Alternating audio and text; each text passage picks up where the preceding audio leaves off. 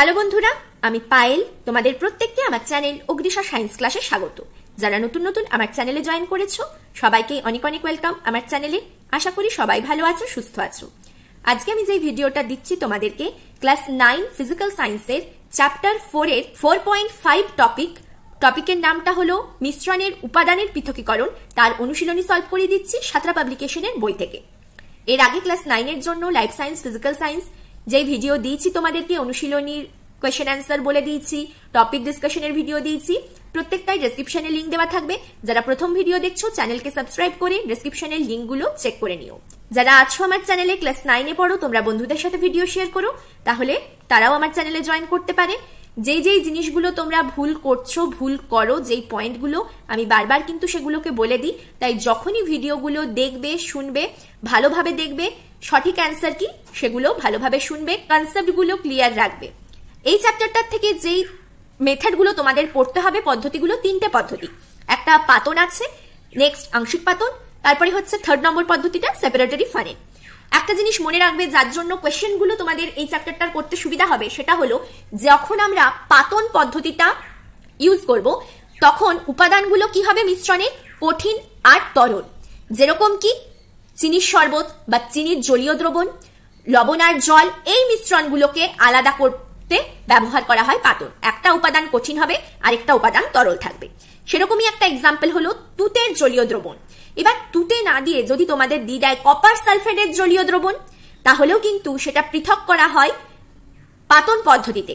Copper sulphate এইভাবে লেখা হয়, সংকেতটা CuSO4 ডট 5 অণু জল, এইটা হলো তুতে সংকেত, বা এরই আরেকটা নাম হচ্ছে ব্লু ভিট্রিয়াল। এই টার্মটাও ইম্পর্টেন্ট। এরপরে যারা এসএসসির জন্য প্রিপারেশন নেবে, আরআরবির জন্য প্রিপারেশন নেবে, এমটিএস, পিএসসি, এই সমস্ত কম্পিটিটিভ এক্সামের জন্য প্রিপারেশন নিতে চাও, তাদের ক্ষেত্রে কিন্তু এই জিনিসটা জিকে পারপাস খুব ইম্পর্টেন্ট জিজ্ঞেস করে, ব্লু ভিট্রিয়াল, গ্রিন ভিট্রিয়াল।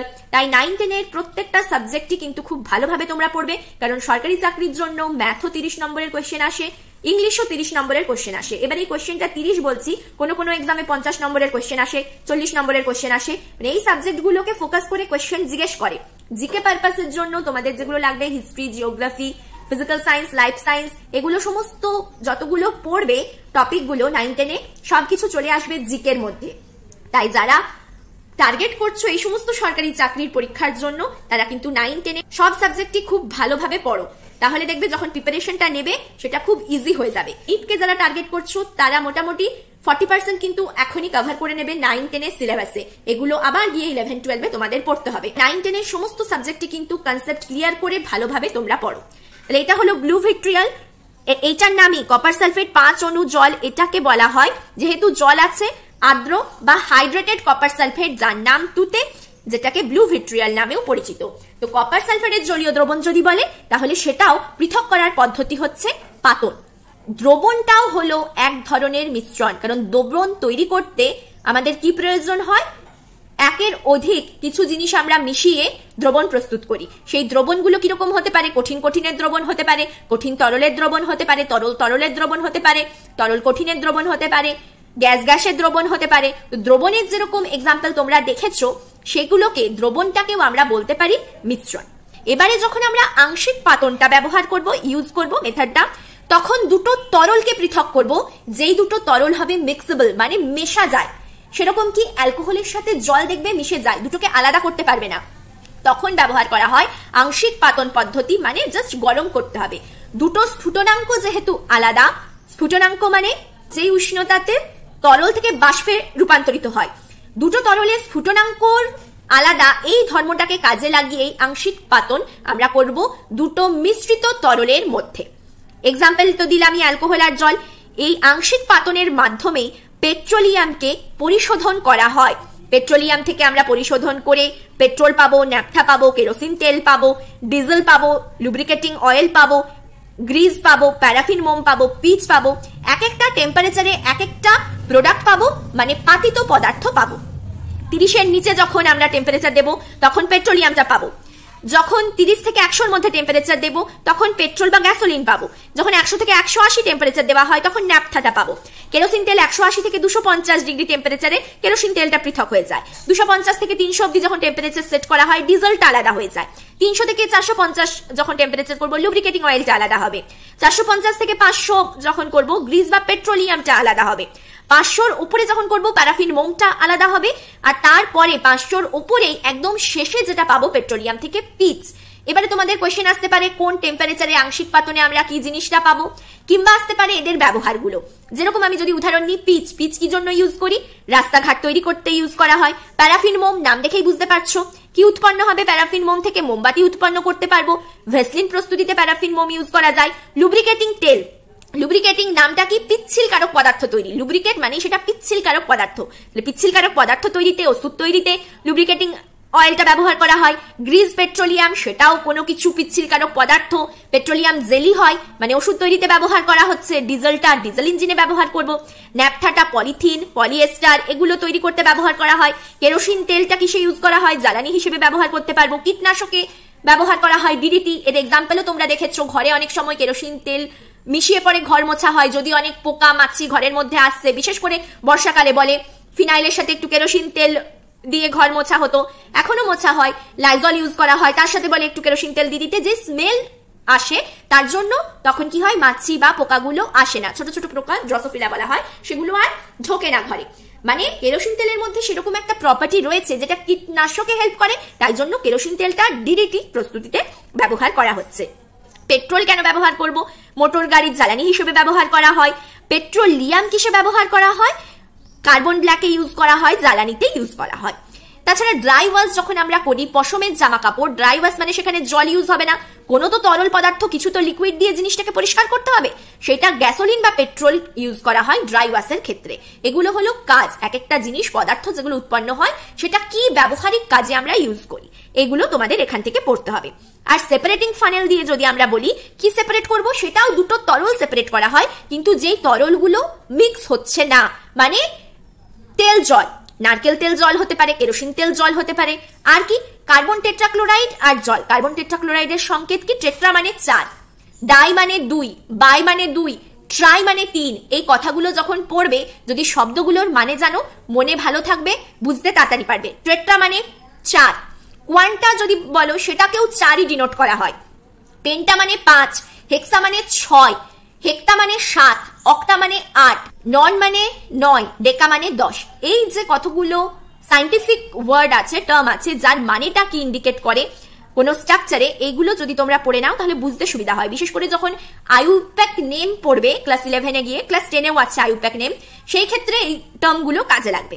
তাহলে আমি যেটা বললাম, কার্বন টেট্রাক্লোরাইড, কার্বন মানে তার সংকেত, তার চিহ্ন সি, ক্লোরাইডের চিহ্ন সিএল, টেট্রাক্লোরাইড মানে ক্লোরাইড 4টে রয়েছে, তাহলে সংকেত CCl4। এইটা হয়ে যাবে যৌগটা গঠন বা ফর্মুলা। তো সেই কার্বন টেট্রাক্লোরাইড আর জলের মিশ্রণ যখন আমরা করব, সেটা অমিশ্রিত পদার্থ। কার্বন টেট্রাক্লোরাইড জলে মিশ্রণ হয় না, আর কার্বন টেট্রাক্লোরাইডটা তরল। এই দুটোকে আলাদা করবার জন্য আমাদের দরকার হয় সেপারেটরি ফানেলে। যেগুলো টেক্সটে আছে, টেক্সটটা আগে ভালোভাবে পড়বে, কনসেপ্টগুলো ক্লিয়ার করবে, তারপরে অনুশীলনী করবে। আমি সাঁতরা পাবলিকেশনের বই থেকে অনুশীলনী সলভ করে দিচ্ছি। তোমাদের যেই বই ফলো করছো, ছায়া প্রকাশনী, প্রান্তিক, যার কাছে যেই বই আছে, যদি অনুশীলনীতে এরকম কোনো কোয়েশ্চেন থাকে যেটা তোমাদের টেক্সটে দেওয়া নেই, তাহলে টোটাল কোয়েশ্চেনটা লিখে আমাকে কমেন্ট করে নেবে। আজকে সঠিক অ্যান্সার যেগুলো হবে দেখে নাও।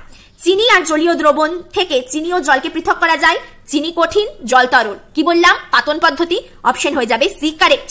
নেক্সট, মিথানল আর জলের মিশ্রণ থেকে যদি পৃথক করতে হয়, দুটোই হচ্ছে কি তরল, মানে হতে পারে আংশিক পাতন বা হতে পারে সেপারেটরি ফানেল। কিন্তু মিথানল, অ্যালকোহল আর জল মিক্স হয়ে যাচ্ছে, মিশ্রিত তরল, মানে স্ফুটনাঙ্ক দিয়ে আলাদা করতে হবে, ইউজ করতে হবে আংশিক পাতন। 2 অপশন হয়ে যাবে বি কারেক্ট। নেক্সট, কেরোসিন আর জল, নারকেল তেল জল, কার্বন টেট্রাক্লোরাইড জল। কি বললাম? সেপারেটরি ফানেল। অ্যান্সার হয়ে যাবে সি অপশন কারেক্ট। নেক্সট 4 নম্বর, পেট্রোলিয়ামের আংশিক পাতনে কত উষ্ণতায় এলপিজি গ্যাস উৎপন্ন হয়? এলপিজি গ্যাস মানে petroleum gas, liquefied petroleum gas, সেটা উৎপন্ন হয় 30-এর নিচে। পেট্রোলিয়ামটা, কারণ 30 থেকে 100-র মধ্যে পেট্রোল আর গ্যাসোলিন পেয়ে যাবো, অপশন হয়ে যাবে 30-এর নিচে, বি অপশন কারেক্ট। তারপরে দেখো, শূন্যস্থান পূরণ। ড্যাশ পদ্ধতিতে পেট্রোলিয়াম পরিশোধন করা হয়। পেট্রোলিয়াম এক একটা টেম্পারেচারে এক একটা পদার্থ পেলাম, মানে সেটা কি স্ফুটনাঙ্ক দিয়ে আলাদা করলাম। আংশিক পাতন, অ্যান্সার হবে আংশিক পাতন পদ্ধতিতে পেট্রোলিয়াম পরিশোধন করা হয়। লবণের জলীয় দ্রবণ লবণ, কঠিন জল তরল, মানে হলো পাতন পদ্ধতি, অ্যান্সার হবে পাতন। মিথানলের স্ফুটনাঙ্ক, মিথানল আর জলের মিশ্রণটাকে আমরা কি দিয়ে পৃথক করব? আংশিক পাতন, সেখানে স্ফুটনাঙ্ক মিথানলের হয়ে যায় 64.5 ডিগ্রি সেন্টিগ্রেড, 64.5 ডিগ্রি সেন্টিগ্রেড। যখন টেম্পারেচার লিখবে অতি অবশ্যই ডিগ্রি আর সি দুটোকেই মেনশন করতে হবে, না হলে কিন্তু নম্বর পাবে না। নেক্সট, জল আর পেট্রোলের ঘনত্ব পৃথক, ভিন্ন বা আলাদা, তিনটে শব্দের মানে একই, যা খুশি লেখো তোমরা নম্বর পাবে। তোমাদের বইয়ে মেবি ভিন্ন কথাটা উল্লেখ আছে, তো ভিন্ন লিখতে পারো, পৃথক লিখতে পারো, আলাদা লিখতে পারো। নেক্সট, সত্য না মিথ্যা? পেট্রোলিয়াম শোধনকারে অবশেষ রূপে পিচ পাওয়া যায়, একদম সঠিক। পিচ দিয়ে কি ব্যবহারযোগ্য আমাদের রাস্তা তৈরি হয়, আর একদম শেষেই পিচটা পাওয়া যাচ্ছে পরিশোধনের সময়, এটা হবে সত্য। তুতের জলীয় দ্রবণ, তুতে মানে কি বললাম মনে করো, ফর্মুলা মনে করো। তুতের জলীয় দ্রবণ থেকে তুত আর জল পৃথক করবার জন্য আংশিক পাতন না, তুতে কঠিন জল তরল, আলাদা করতে পাতনের প্রয়োজন। ফলস স্টেটমেন্ট, মিথ্যে। নেক্সট, পেট্রোল ও জলের মিশ্রণ থেকে তাদের পৃথক করা হয় সেপারেটরি ফানেলের সাহায্যে, যেহেতু দুটোই অমিশ্রিত তরল তাই জন্য আলাদা করতে ব্যবহার করা হয় সেপারেটরি ফানেল, তাহলে এই স্টেটমেন্টটা হলো সত্য।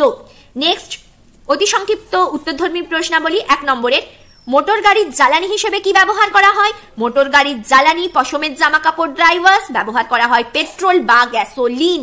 2 নম্বর কোশ্চেন, লবণের জলীয় দ্রবণ থেকে জল ও লবণ পৃথক করা হয় কোন পদ্ধতিতে? কঠিন তরল, পাতন পদ্ধতি দিয়ে। 2 এর অপশনটা হয়ে যাবে অ্যান্সার পাতন পদ্ধতি। অ্যালকোহল আর জল মিশ্রণটাকে আমরা আলাদা করব কোথা থেকে? আংশিক পাতন, দুটো হচ্ছে মিশ্রিত তরল।